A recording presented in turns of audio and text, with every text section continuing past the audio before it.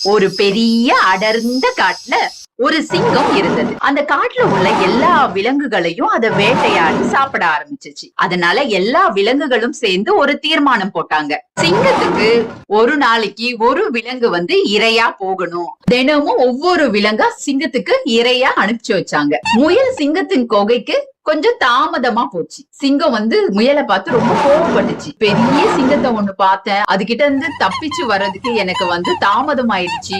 அதுக்கு சிங்கம் சொல்லிச்சா, என்ன விட பெரிய சிங்கம் ஒண்ணு இருக்கா. பெரிய கிணத்துல காமிச்சு இது உள்ளதான் அந்த சிங்கம் இருக்கு அப்படின்னு காமிச்சுச்சான். கிணத்துக்குள்ள எட்டி பார்த்துச்சான். அதனுடைய உருவமே அந்த தண்ணியில தெரிஞ்சிச்சான். உடனே இதோ பாரு, நான் உன்னை என்ன பண்றேன் பாரு அப்படின்னு சொல்லிட்டு சிங்கம் தண்ணிக்குள்ள குதிச்சிடுச்சான். முயலோட அறிவு திறனை நினைச்சு எல்லா விலங்குகளும் முயலை பாராட்டினாங்களாம்.